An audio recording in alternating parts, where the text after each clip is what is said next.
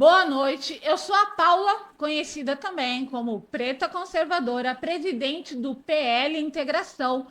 E hoje nós vamos começar a primeira temporada de podcast do PL Integração.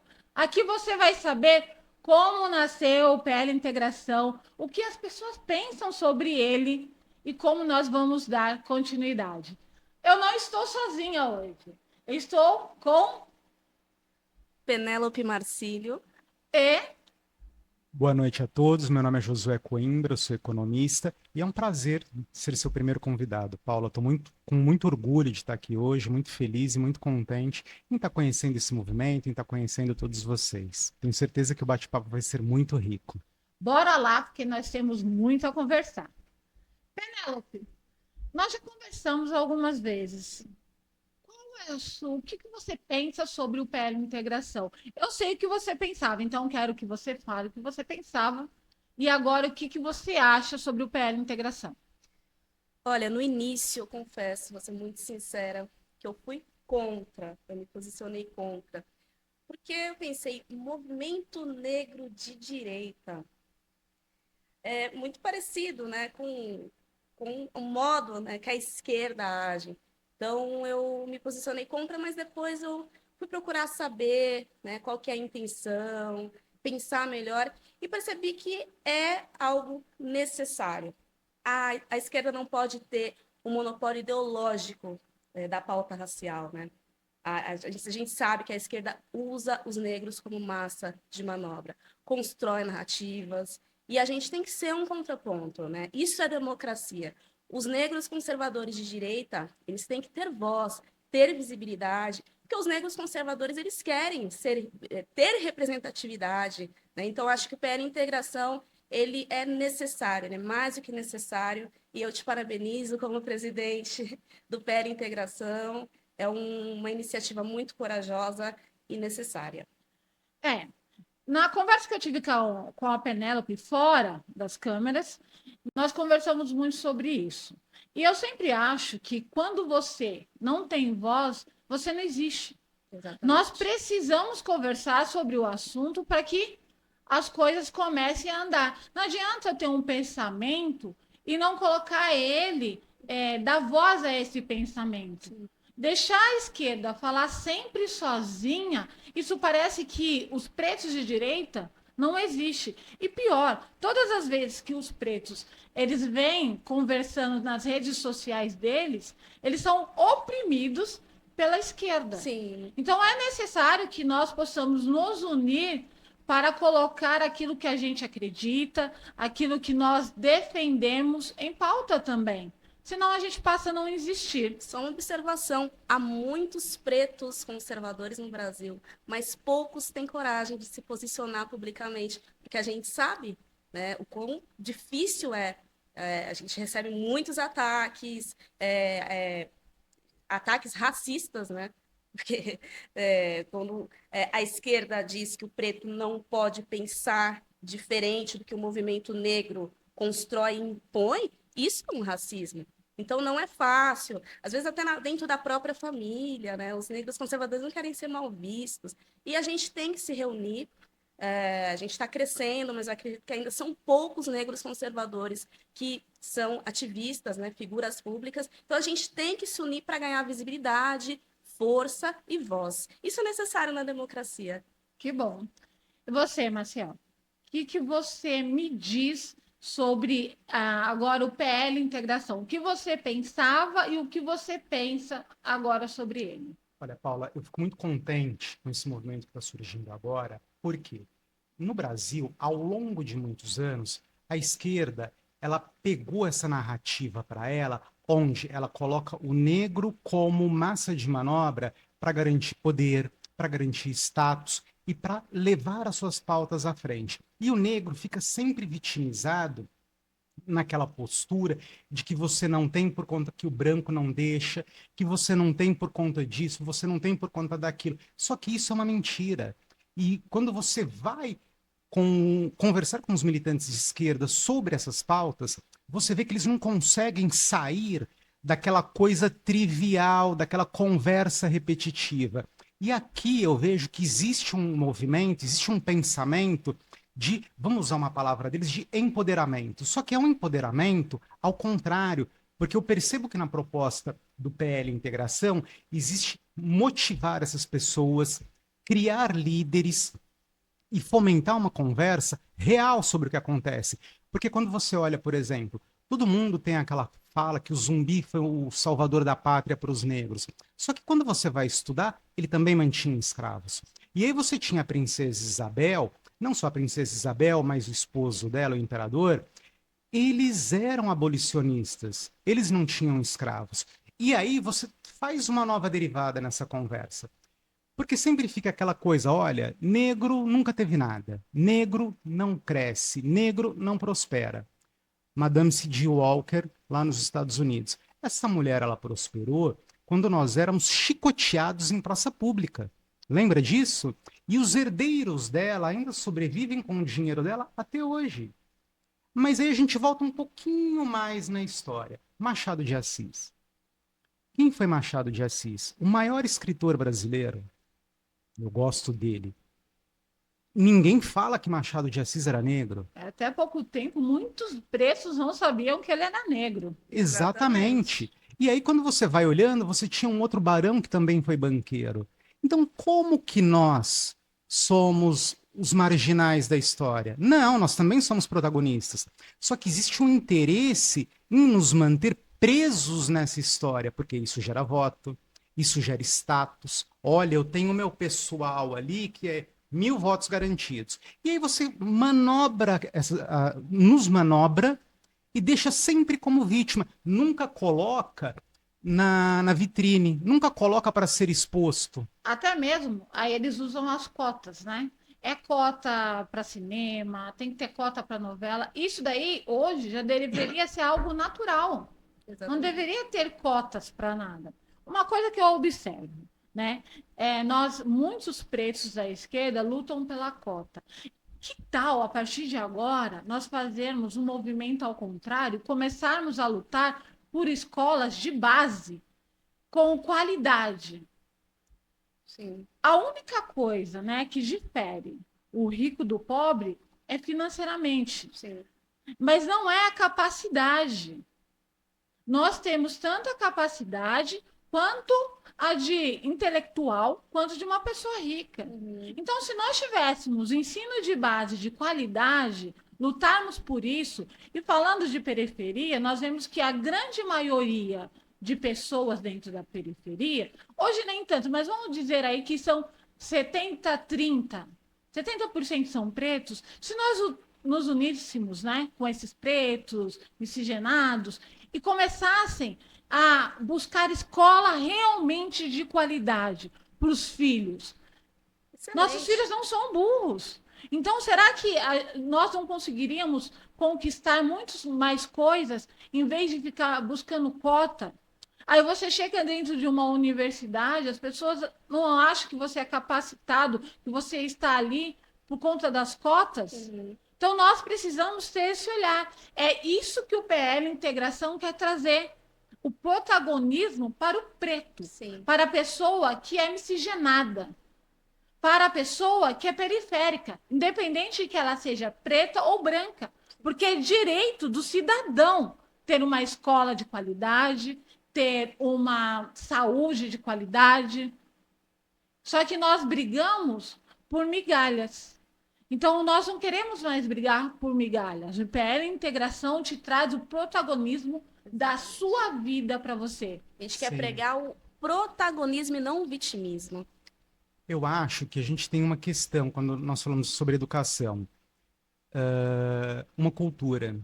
Essa cultura do pobre, essa cultura do oprimido, essa cultura do não é para mim.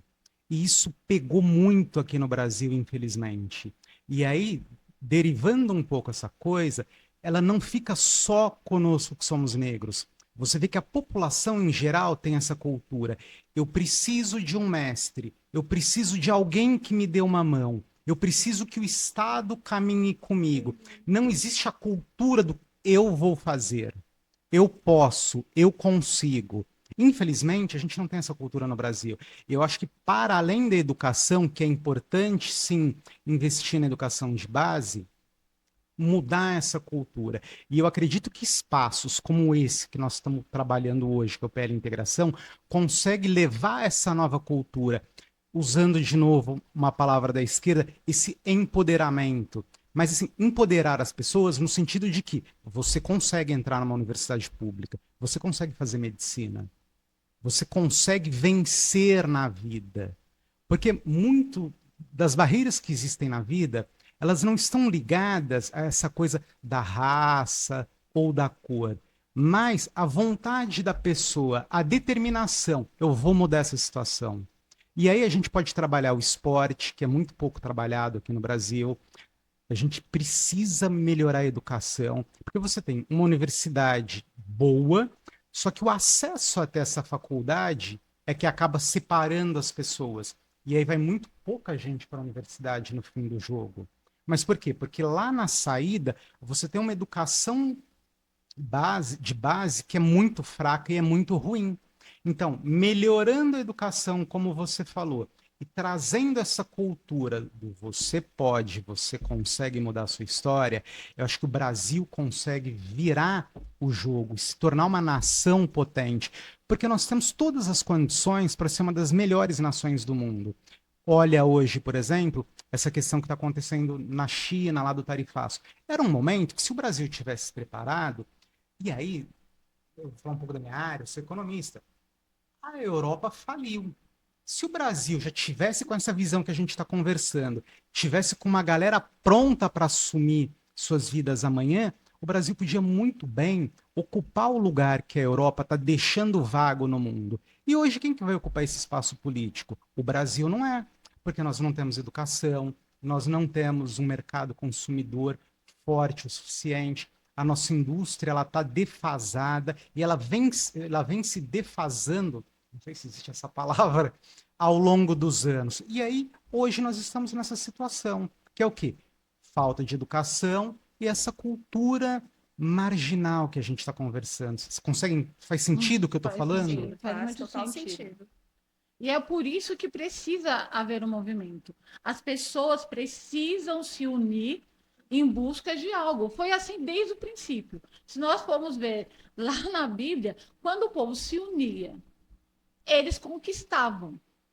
Então, assim, deixar só a esquerda se unir, ter o protagonismo, né? Ter na carta, nas mãos deles a carta de alforria de todos os negros, faz com que nós continuemos aí dentro de uma senzala, preso dentro de uma Senzala um regime. ideológica. E assim, a gente precisa fugir disso. É necessário que isso exista. Mas para que isso exista, precisamos de um movimento de pretos, mestiços, todos nós, né, unidos para falar não, isso daqui não me representa. Isso é democracia. Isso, pensamentos diversos, Exato. até mesmo dentro desse grupo. A esquerda não permite. Se você está na esquerda e você fala, não, mas eu resolvi casar com um homem branco, tô dentro da esquerda, você é palmiteiro. Uhum. Não, eles não permitem você ter um olhar diferente que os deles. Entendeu? Você tem um E isso caminho para faz. seguir, né? Você não pode Sim. sair daquela rota, você não pode pensar, Por Paula. isso eu entendo a preocupação de início da Penélope. Porque ela falou assim, poxa, é um movimento tá muito parecido com a esquerda. Mas aqui a gente a gente não põe essa barreira que as pessoas não possam pensar de maneira diferente. Exatamente. Porque aí nós vamos construindo em cima disso, né? Eu vi recentemente num podcast onde um rapaz falava, como pode um preto ser de direita? Ah, a direita é contra qualquer coisa que é social. E eu fiquei pensando, mas quem falou isso para ele? Quem disse isso para ele? Nós sabemos que existem pessoas extremamente pobres e Sim. que elas necessitam da ajuda. Exatamente. Mas é ajuda. Nós temos que ajudar também essas pessoas não continuarem independentes. Você que é economista sabe, um país que ela vive de assistencialismo é um país pobre. A gente não quer que as pessoas criem uma dependência estatal. A gente pode dar uma ajuda para dar aquele, né, pontapé inicial, mas que no decorrer do tempo a pessoa conquiste o protagonismo e não viva só dependente do Estado, né? Então, essa é a diferença. E que isso é muito importante até para a pessoa.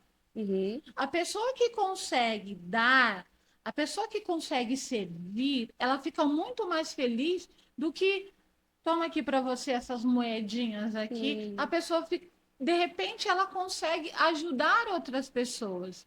E isso é importante. Se nós formos olharmos para a maioria de pessoas pretas, né, hoje, que conseguiram ascender na vida, que vieram da comunidade, meu, as histórias são horrorosas. Eu vou aqui contar um pouquinho, bem rápido, da minha história, que não é sobre isso hoje, mas eu vim de uma comunidade muito pobre. E eu era tão pobre que as pessoas ali da comunidade nem queriam andar comigo e meus irmãos, porque nós éramos mais pobres do que eles. A gente, ali dentro, nós não tínhamos luz, porque não tínhamos como pagar, não tínhamos muitas vezes água. Minha mãe falava, vai dormir que a fome passa. Mas nós não nos condicionamos a essa condição. sim. Nós sabíamos que nós não queríamos aquilo para o resto da nossa vida. Então, quando nós conseguimos, né, a fase adulta da nossa vida, nós buscamos trabalhar, arrumamos 2 trabalhos, começamos a estudar, buscamos sair daquela condição de vida. E é isso que nós queremos para todos os brasileiros que vivem numa condição de vida que necessita do governo hoje. E não que elas continuem anos após anos, os filhos vêm, os netos venham, todos eles ficam dependentes. Exatamente. Sim, concordo contigo. Mas aí quando a gente volta, fica naquele eterno retorno, né? Por isso que eu acho que é importante esse tipo de movimento, porque ele leva para as pessoas que você pode mudar a sua situação. Você conta um caso próprio de que pela sua luta e pela sua vontade, você mudou a sua história. E você pode ter certeza que se você tivesse em outro movimento do outro lado, você estaria pré-julgando um branco, eu estou presa nessa situação porque o fulano não me ajuda, porque o capitalismo é opressor. E quando a gente vai abrindo a conversa, você fala, o capitalismo é opressor, mas ele te dá oportunidades. Quando você olha, por exemplo, países que têm um governo socialista, a pessoa praticamente nasce, vive e morre na pobreza. Quando você vai para países capitalistas, você tem muitas histórias de pessoas. A Madame C.J. Walker é um caso típico. Ela nasceu extremamente pobre e foi se desenvolvendo economicamente. Por quê? Porque só o capitalismo que ele consegue mudar a estrutura das pessoas através do trabalho e das oportunidades que o trabalho vai gerando na vida das pessoas, porque ela não fica presa, dependente do Estado a vida inteira, porque é muito ruim você ficar a vida inteira esperando um auxílio do governo. Eu acho que é importante, Penélope, o Estado ajudar, mas ele não pode ajudar a pessoa do início ao fim da vida dela. Aí você fala, mas e as grandes indústrias que o governo ajuda? Aí é outra conversa que eu acho também que é importante ajudar, mas aí é uma outra conversa que vai estar linkado à estrutura nacional, a defender os interesses de uma nação. Aí é outra derivar para outro caminho que não vai ser a pauta do programa. Mas voltando na população, é super importante ele dar essa força. Mas o governo precisa entender e principalmente as pessoas precisam ter em mente que aquilo não pode durar a vida inteira.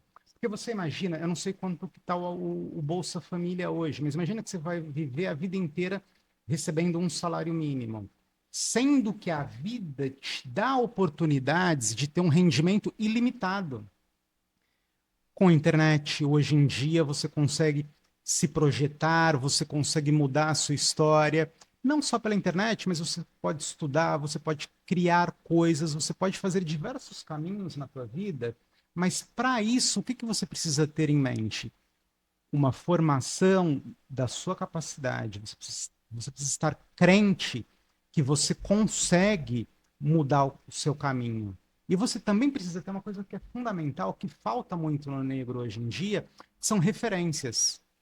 Então, quando você não tem uma referência positiva, você acaba caindo nessa narrativa de que, olha, eu sou marginalizado, ninguém gosta de mim. Mas aí, quando você olha na África, a gente tinha inúmeras rainhas. Quando nós pensamos naquela parte que o europeu começou a invadir a África, realmente ele invadiu, não vamos falar que não aconteceu Não, isso. ele aconteceu. Aconteceu. Ajuda. Mas você sabe que para ele invadir foi necessário, em muitos casos, traição de dentro dos governos da África. Por quê? O exército era muito forte, existia muita gente, e o europeu, com toda a capacidade que ele tinha no momento, ele não conseguia fazer o enfrentamento direto com os nossos ancestrais na África. Era impossível. Sim. E aí, como que você hoje fala, olha, eu sou uma miserável, mas olha quem veio antes de você. E aí, quando chega mais recentemente, olha na música. Meu, Tina Turner. Nossa, olha o exemplo que a gente tem. Então, eu acho que falta essa referência positiva. Que você pergunta para as pessoas, quem é o seu passado? Ninguém sabe. A pessoa dá um branco, ela fica parada, não sei. Mas aí você. Por quê? Mas por quê? Porque foi ensinado por muito tempo que nós viemos da África. Realmente, viemos. Viemos. Mas só que lá na África não tinha. A impressão que dá é que era uma região, era uma bagunça, mas não era. Existiam reinos fortes e gigantescos. E o europeu conseguiu entrar muito por nossa conta, porque houveram traições, alguns líderes morreram, e enfim. Mas a gente tem história para contar. Isso é, a esquerda não quer contar a verdadeira história, porque ela verdadeiramente empodera os negros, né? Então, eles querem pregar o vitimismo e o ressentimento racial. Então, eles contam somente, O que né, interessa. o que interessa, de forma bem negativa. Né? E a gente sabe. E há negros hoje que servem de referência. Negros que são bem-sucedidos, têm uma excelente formação, um excelente currículo. Mas esses negros, eu digo, da esquerda, não da direita, eles conseguem, obtêm o sucesso, vencem na vida, mas sabe o que ele diz? Vocês não podem se inspirar em mim, eu sou uma exceção. Não é verdade? Olha quantos negros não conseguiram. Então, assim, ele consegue, mas ele fala, ele prega que você não vai conseguir. E ele conseguiu. Mas ele conseguiu, né? Mas ele é uma exceção, né? Porque em regra não é assim. Então você se sente oprimido e pensa, olha, ele conseguiu, mas ele é uma exceção, né? Eu provavelmente vou cair na regra. Aí fica difícil. E é isso que nós estamos comentando aqui, sabe? Porque aí a pessoa que é da periferia, o pardo, né? O preto, a pessoa que é branca, aquelas pessoas que são periféricas vão falar: ah, vou trabalhar minha vida toda e não vou conseguir. Mas existe um caminho para a prosperidade. Sim. Existe um caminho que você pode conseguir aquilo que você quer. É aquilo que você disse, né? É a pessoa se condicionar que você precisa estudar, que você precisa obter conhecimento, que você precisa trabalhar para que aquilo você conquiste. Se nós tivéssemos, eu bato na parte da educação, porque é a parte que muitos não se ligam que é necessária a melhoria para que as pessoas saiam da escravidão. Educação financeira. Então não adianta você só empreender e pegar o seu dinheiro para comprar um iPhone, compra um tênis da hora, isso aqui, e morar no barraco. Educação financeira é muito importante. E por que eles não permitem que a educação financeira entre? Porque quando o jovem ele começa a trabalhar, ele vai ser educado a gastar aquele dinheiro. Aí ele vai falar, poxa, eu moro aqui, eu ganho tanto, então tanto eu vou guardar. Se eu guardar por quanto tempo eu consigo alugar uma casa fora daqui? Sim. Você entendeu? Muda toda a vida da pessoa. A educação, o conhecimento, ela descortina tudo aquilo que não foi revelado para ele enquanto cidadão. Mas, se você vê a esquerda, eles falam assim, vamos ajudar o pé de meia. Mas aí, chega ali, você olha no PISA, você olha nesses controles de educação, sempre o Brasil está ali entre os últimos. Aí você fala, 20 anos de esquerda Já e era para nada ter mudou? melhorado, né? E Então, nada mudou? algo de errado. Você está entendendo? Eu ainda preciso, além de dar Bolsa Família, da Bolsa, que agora eu vou dar pé de meia. Exato. Então, quando eu vejo vários pretos falando a mesma coisa solitariamente nas redes sociais, eu falo, vamos começar a conversar junto. Trago esses negros pro Instagram. Sim, e de pessoas que podem contar histórias, né? A minha, por exemplo, eu estudei, sou formada em direito, tenho um irmão que foi muito pobre, viveu a infância dele, né? Numa situação miserável, mas ele trabalhou, ele acreditou no potencial dele. Hoje ele é engenheiro, ocupa um cargo de excelência num grande banco. Minha irmã é advogada e nós viemos de uma condição de extrema pobreza. Mas a gente teve uma educação, minha mãe sempre nos ensinou: vocês conseguem, vocês podem, estudem, trabalhem, não desistam. Portas irão se fechar para todos nós. É só bater de novo, uma hora uma porta vai abrir para você. Né? Não é desistir nas primeiras tentativas, olha, o sistema vai me oprimir, eu não vou conseguir. Não, luta, luta, uma hora você vai conseguir. Não existe só racistas no Brasil. Porque a gente também não passa pano para isso. Fala Não. que a gente passa pano para racista. A gente não Não, passa pano. a gente discorda que existe um racismo estrutural, e você pode até falar um pouco disso, Josué. Não existe um racismo estrutural no Brasil, existem pessoas racistas. Sim. Se Né? existe pessoa racista, isso é crime e nós não vamos nos curvar para isso. Não, Racista é racismo é racista, crime. tem que ser Tem que ser punido. tem que ser punido. Né? Então é isso. Eu acredito nisso. E a gente não passa pano para racista, porque a esquerda acha, preto de direita passa pano para racista. Não, a gente não passa pano para racista. Que isso fique bem claro.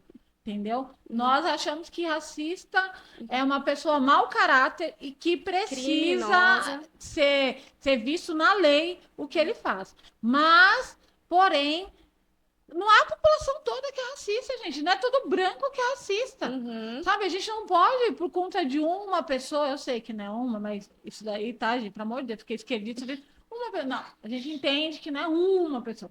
A gente não pode ver o exemplo de uma pessoa e achar que todo mundo do meio dela é isso. Exatamente. Porque não é, senão o Brasil tá perdido, gente, porque a maioria é de miscigenados. Sim, é o país mais miscigenado do mundo. Isso por si só já derruba a narrativa do racismo estrutural. Porque, 10,2% da população são pretos. E 40,3% São partes. são pardos.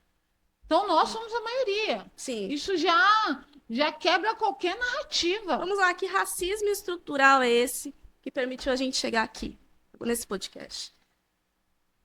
Na verdade. Que deixou sair da extrema pobreza, Da extrema só a pobreza.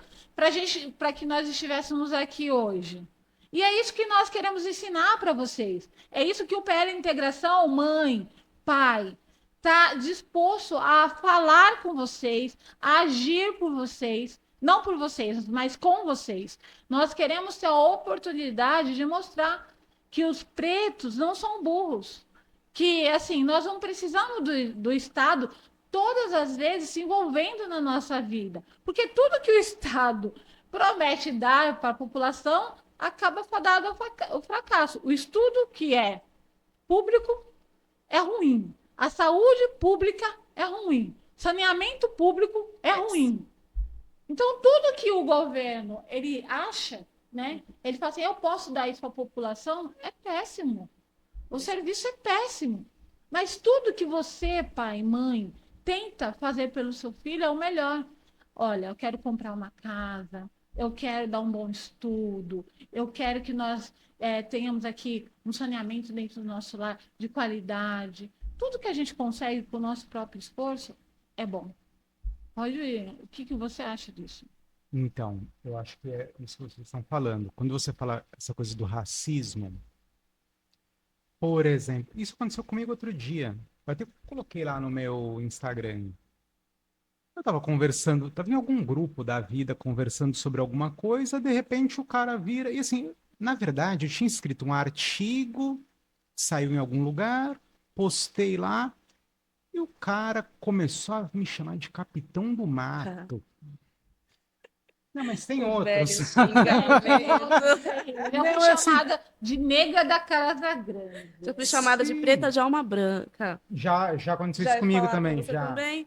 Você é negro só por fora, mas por dentro já tem alma branca.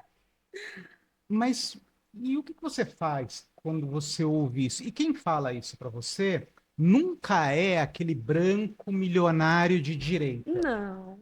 Quando você vai ver quem é a pessoa, você fala, meu, mas assim, é o cara que fala que o outro faz, é o que ele faz.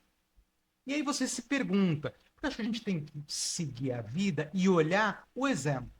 Porque não adianta você falar para mim uma história, só que a sua prática é totalmente oposta àquilo que você está falando. E quando nós pensamos à direita, vamos dizer alguma coisa, falar alguma coisa por aí, qual que é a primeira coisa que vem? Você é o capitão do mato. Você é preto de alma branca, Traidor da raça. traidor da raça. Mas quem fala isso? É exatamente o cara que fala o oposto. É o cara que fala, ó, o cara que é branco, ele te odeia. Sim. Mas só que esse cara, ele não te acolhe na casa dele. Sim.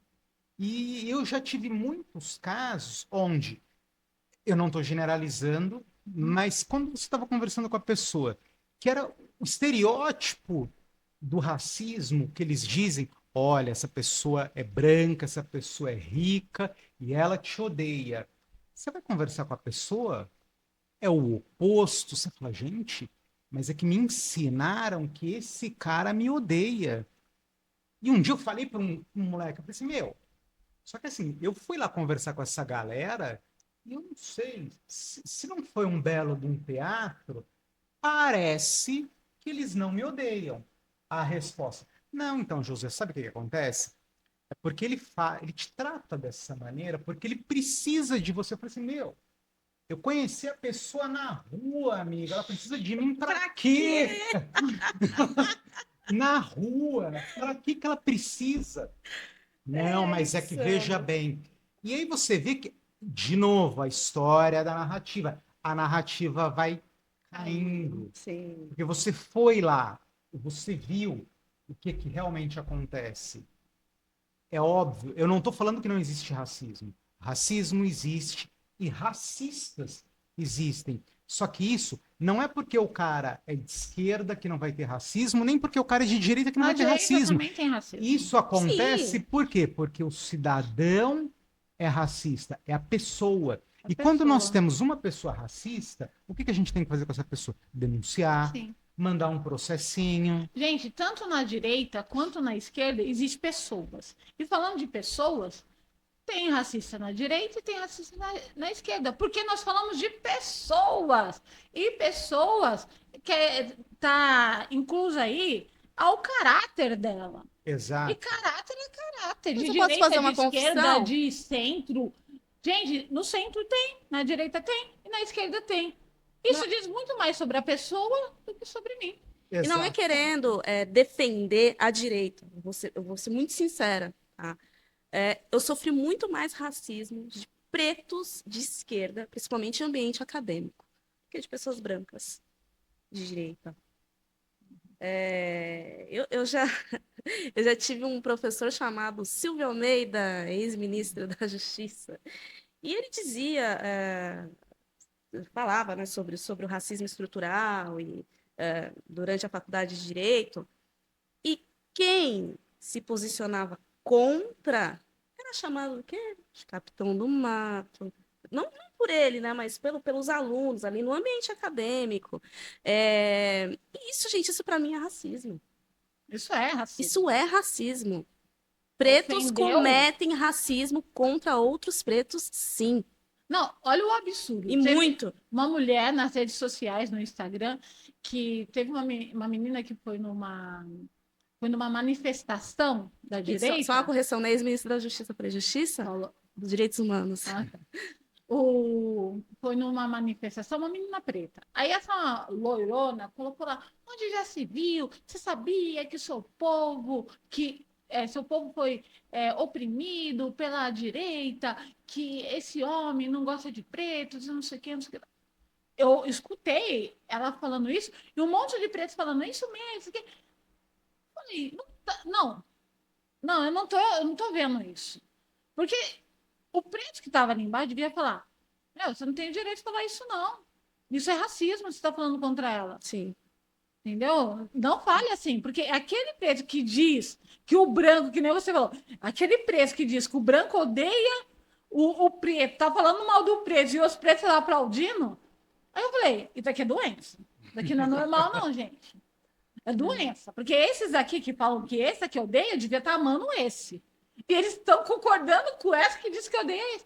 Não é muito louco o negócio? Eu falo assim, gente, as pessoas estão doentes com essas coisas. Ontem eu falei que eles querem criar uma apartheid no Brasil, onde os pretos de esquerda ficam na frente e os pretos de direita ficam atrás. É esse sócio-direito. Exatamente. Eles querem dividir.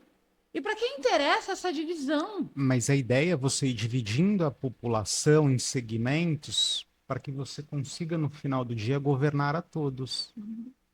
Porque se você tiver todo mundo pensando, todo mundo solto, fica mais difícil de manter esse povo no cabresto. Sim. Então, ó, esse é seu grupo, esse é o seu, e você vai cuidando das pessoas. Fica mais fácil. Fica mais fácil. Então, na verdade, isso parece muito mais uma questão política, não no sentido de política partidária, mas no sentido de jogo político, do que numa questão de querer realmente se preocupar contigo.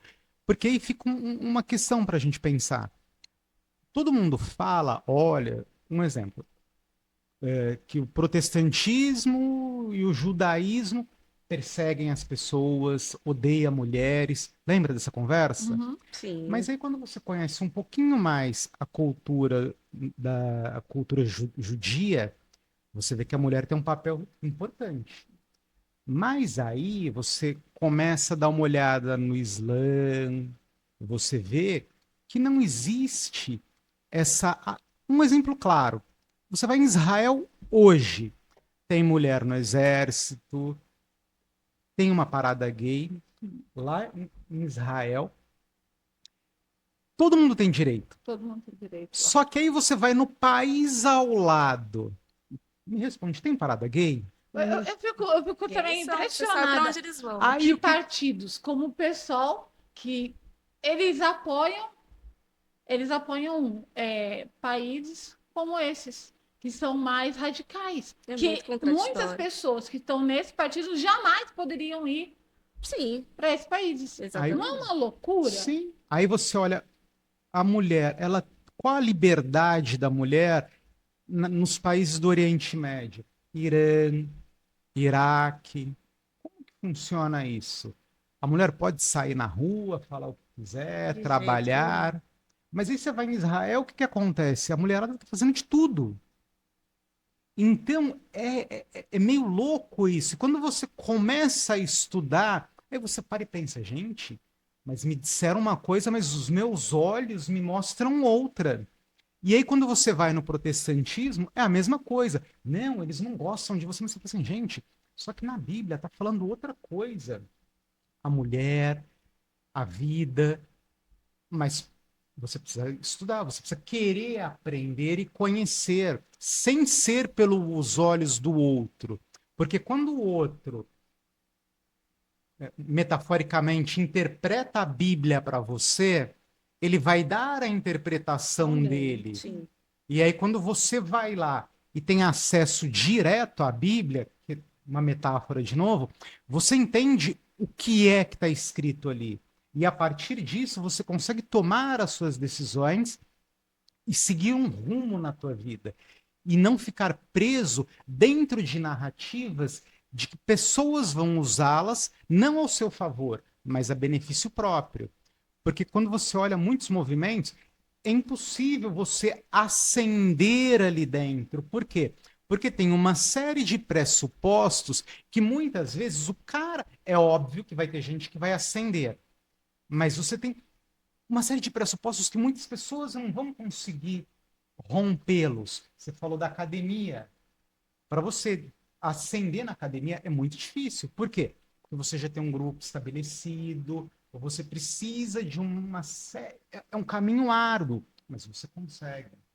Entendeu? Então, eu acho que é isso. A gente precisa ter essa visão. Nós precisamos abrir os nossos olhos. Conhecereis a verdade. E E a a verdade verdade. vos libertará. E é essa a intenção. Tem algumas pessoas que vão falar, mas como começou o pé integração? Então, vou explicar. Eu via vários pretos nas redes sociais, no Instagram. Não os conhecia, mas eu via que eles eram vozes isoladas ali, vozes sozinhas. Eu falei, poxa, e comecei a chamá-los. Aí nós colocamos todos eles dentro de um WhatsApp. E fomos conversando ali, eu fiquei impressionada. O conhecimento que aquelas pessoas tinham. E fomos conversando, conversando. Falei, vamos fazer um movimento? Aí formamos um movimento Pretos e Conservadores. Eu falei, mas a gente precisa trazer uma instituição para isso, para que isso daí tome o país. Porque isso é muito importante. Eu vi ali que tem muitos pensadores, muitas pessoas que podem contribuir com o Brasil. Aí o que nós fizemos? Pegamos essas pessoas, escrevemos lá, pegamos 3 dessas pessoas aí, vamos escrever um projeto, levamos para o presidente do PL. Ele achou e falou: eu precisava de algo assim, pessoas comprometidas, o presidente Valdemar Costa Neto, que nós precisamos unificar o Brasil. Nós precisamos unir o Brasil. E nós entendemos que dentro dessa unificação terão pessoas com diversos tipos de posicionamento. Mas é isso mesmo. O Brasil só vai crescer se nós tivermos vários tipos de posicionamentos, vários tipos de pensamentos. Então, nós não queremos prender ninguém. Nós queremos que as pessoas conheçam a verdade, tenham essa possibilidade, né, da verdade e fazer a coisa correr de maneira correta. Sim. O que nós temos que exigir? É educação? Ninguém vai tirar cota, mas a gente quer trazer a educação para onde precisa. A parte da saúde, a gente vai trazer a parte da saúde. Capacitação, vamos levar para quem precisa de capacitação. Eu acho, Esporte nas universidades. Estados Unidos, eles fazem isso. Nós precisamos levar os esportes para as universidades, tirar esses meninos que eles têm um sonho de serem grandes atletas, mas que eles sejam pessoas que tenham informação também. Uhum. Então, vê a importância de tudo isso, e nós que viemos da periferia falar com essas pessoas. Exato. Só fazer um adendo, você fala de capacitação, mas eu acho que a gente precisa fazer capacitação de verdade. Porque quando você fala em capacitação aqui no Brasil, ainda é óbvio que precisa tê-la e todo o trabalho é fundamental.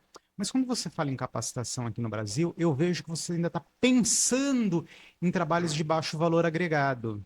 Eu acho que tem que ter. Mas a gente precisa pensar em trabalhos digitais. Porque hoje nós já estamos na era da inteligência artificial. E você pega, por exemplo, algumas políticas voltadas para o centro de São Paulo. Tudo é pensado na gastronomia. Eu acho importante o turismo.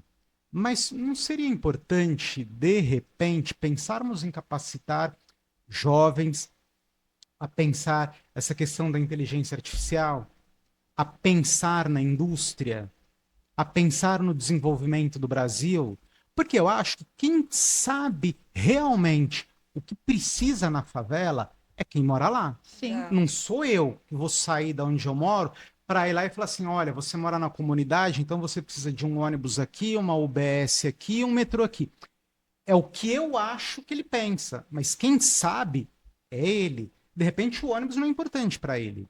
Então, é pegar esse povo todo, principalmente essa juventude que está chegando agora, e ensinar essa galera, capacitar, mas com o olhar de uma indústria, com um olhar de profissional de verdade, que vai ter um valor agregado, sabe? Influenciar o cara a querer ser um engenheiro. Porque a profissão do futuro é o quê? É engenheiro. É o cara que está produzindo coisas eletrônicas, é o cara que está fazendo esse olhar. É importante você ter um centro gastronômico? Fundamental. Mas qual vai gerar mais valor agregado no futuro? Porque aí esse cara da engenharia, ele vai conversar com o cara da NASA. Teve até um. Nossa, esqueci o nome dele, que é o senador. É Marcos Pontes. E isso, e quando você olha a história do Marcos Pontes, é linda, porque o cara era pobre e ele foi trabalhar na NASA. Só que assim, é um. E é engraçado que é assim, vem alguém da pra gente, a gente já tá chegando ao fim, tá, pessoal? Mas vem alguém muito pobre, aí lá da periferia consegue uma coisa, fala, olha, ele conseguiu fazer até festa. Isso daí deveria ser natural. E aí você não vê isso, né? Você vê assim, olha, eles fazem festa, fala, mas o governo ajuda tanto e só um conseguiu, só Sim, duas pessoas conseguiram. Não parece uma enganação? Parece é, que, né, nós nos contentamos com tão pouco. Então, sim, assim, o PL Integração está vindo para mudar isso. sim. Nós queremos levar informação, mostrar com a nossa vida que nós conseguimos e que você também pode, que você é capaz. Temos Nós grandes acreditamos em histórias para você. contar. Nós vamos ainda contar a história de cada um dos integrantes do PL Integração. E você vai entender o porquê nós queremos falar com você. Nós queremos trazer para você a luz e a verdade. Gente, obrigada. Que isso, eu que agradeço. É um prazer imenso, uma honra estar aqui com vocês. Eu que agradeço. Quero que vocês façam suas considerações finais para a gente dar o estágio final. Paula, muito obrigado pelo convite. Estou muito feliz em estar aqui conhecendo você. Não te conhecia, fiquei muito contente em conhecer a Penélope, ao pessoal da produção aqui do estúdio que me recebeu com muito amor, carinho, Jesus no coração. Agradeço também vocês que estão nos assistindo. Acho que é importante acreditarmos nessa proposta, nesse projeto novo que está surgindo agora, porque quem tem a ganhar com isso somos apenas nós. Se amanhã a Paula muda de pensamento, etc., não tem problema. Mas o que ela nos deu até lá jamais vai fazer jamais vai nos levar para trás de novo. Porque a gente tem que aproveitar o que ela está dando, esse conhecimento e essa oportunidade de crescimento. E se nos espelharmos nela, obviamente, e mais do que isso, Paulo, acho que a ideia é que mudemos realmente nossa mentalidade e que a partir disso vamos criando novas oportunidades de crescimento para cada um de nós. Beijos para todo mundo. Tchau, tchau. Bom, quero dizer que é uma honra fazer parte do PL Integração. Como eu disse, é uma iniciativa inédita, necessária, corajosa, e a gente vai ajudar, né, os pretos a se desenvolverem de verdade, a terem um protagonismo, conquistar os seus objetivos. E eu estou muito contente no que eu puder colaborar. Conte comigo, gente. E é um prazer estar aqui. Eu que agradeço muito vocês por estarem aqui, também a produção, né? Quero agradecer vocês e falar que você é o senhor da sua vida. Você pode ser protagonista da sua história. Basta você querer. E nós estamos aqui para te ajudar. Liberdade para pensar e força para vencer. Bora Amém. lá.